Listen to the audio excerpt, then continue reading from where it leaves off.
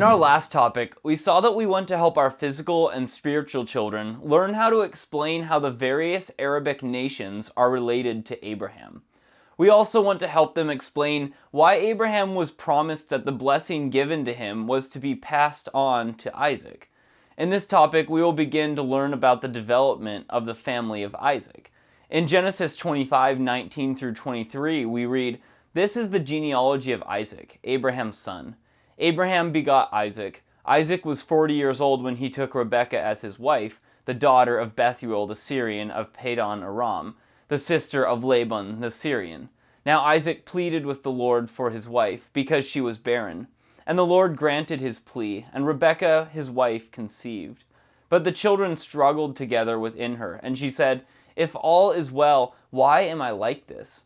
So she went to inquire of the Lord, and the Lord said to her, 'Two nations are in your womb. Two peoples shall be separated from your body. One people shall be stronger than the other, and the older shall serve the younger.'" We saw that the families of Keturah and Ishmael were summarized in our last topic. Here we are introduced to the family of Isaac and Rebekah. Isaac and Rebekah had been married almost 20 years and had not been given any children by the Lord. As a result, we see that Isaac began to plead with the Lord to make it possible for Rebekah to have a child. We see that the Lord granted his plea and Rebekah became pregnant. This is a clear reminder that the Lord is the one who makes it possible for a couple to have children. Psalm 127:3 says, "Behold, children are a heritage from the Lord. The fruit of the womb is a reward." Many couples have a great desire for children, but are not able to have any. Here we see that Isaac gives us an example of one thing that a couple can do. If God has a particular reason for not giving them children, he will assure them of his grace. 2 Corinthians 12:9 through 10 says, "And he said to me, 'My grace is sufficient for you, for my strength is made perfect in weakness.' Therefore, most gladly I will rather boast in my infirmities, that the power of Christ may rest upon me. Therefore I take pleasure in infirmities, in reproaches, in needs, in persecutions, in distresses, for Christ's sake. For when I am weak, then I am strong." Here we see that Rebekah conceived in answer to the prayer of Isaac. However, Rebekah had a new problem. She felt like there was a conflict going on inside of her. Just as Isaac had done when she could not conceive, she prayed to the Lord to ask the Lord what was happening that caused her to feel like a big conflict was going on inside her body. The Lord also answered her prayer as the Lord let her know that she was going to have twins. However, the twins were very different from each other and they were already in conflict. The twins would become two separate nations. They would have two different groups of descendants. One group of descendants would be much stronger than the other. A final thing about these two different sons was the fact that the older son and his descendants would serve the younger son and his descendants. Rebekah was able to understand what was happening within her once the Lord had explained this to her. Genesis 25:24 through 28 says, "So when her days were fulfilled for her to give birth, indeed there were twins in her womb. And the first came out red. He was like a hairy garment all over, so they called his name Esau. Afterwards his brother came out, and his hand took hold of Esau's heel, so his name was called Jacob. Isaac was 60 years old when she bore him. So the boys grew, and Esau was a skillful hunter, a man of the field, but Jacob was a mild man, dwelling in tents. And Isaac loved Esau because he ate of his game, but Rebekah loved Jacob." We see that there were noticeable differences between the two sons from the day they were born. As God had told Rebekah, she did have twins when the day of birth came. We see that the first son looked very different from the second son when they were born. The skin of the first son was very red when he was born. In addition, when he was born, he had hair all over him. There was so much hair on this older son that it almost looked like he was wearing clothing made of hair. That was how he got his name, because the name Esau means hairy. In verse 30, we see that Esau was later given a second name. Genesis 25 verse 30 says, "And Esau said to Jacob, 'Please feed me with the same red stew, for I am weary.' Therefore his name was called Edom." In this verse we see that Esau was also given the name Edom. Edom means red. As a result, the two things that were true at his birth became part of both the names he was given, even though he received the second name quite a number of years later. His younger brother was born very soon after Esau. In fact, the younger son was holding on to the heel of Esau when Esau was born. That became the reason why the younger son was given the name Jacob. The name Jacob means heel holder or supplanter. Many cultures name children based on things the parents first see when a child is born. That was certainly true in the case of Esau and Jacob. We also see that Isaac was 60 years old when the twins were born. Other differences became noticeable as the two boys grew and became young men. Esau loved to be out in the fields and wooded areas and became a skillful hunter.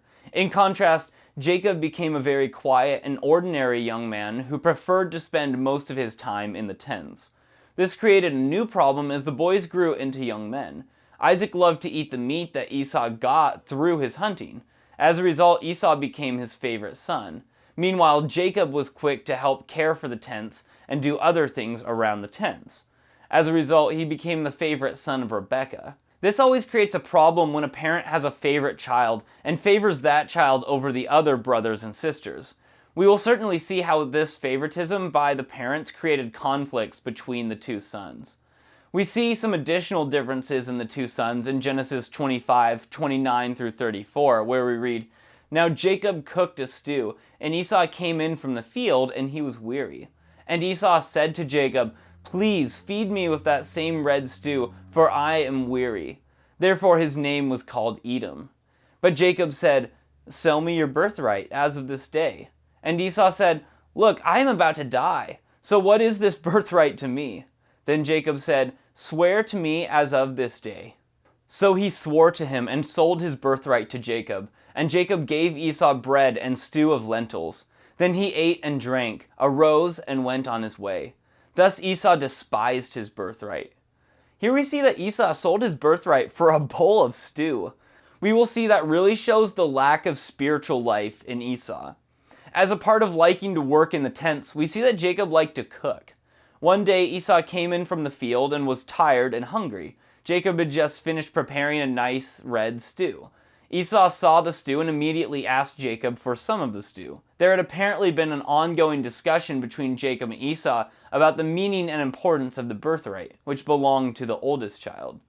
Jacob had been able to tell by the attitude of Esau that the birthright did not mean much to him. As a result, Jacob decided to make a deal with Esau. Jacob asked Esau to sell the birthright to him for a bowl of stew. Esau showed his complete lack of interest in the birthright by his statement as he said that the birthright would be worth nothing if he died of hunger. After a day out in the field, an extra hour or even two does not mean life and death. Instead, it means that you are just in a hurry or do not want to wait an hour. That is why it shows that Esau really had no interest in the birthright. Jacob just said, "Swear to me as of this day."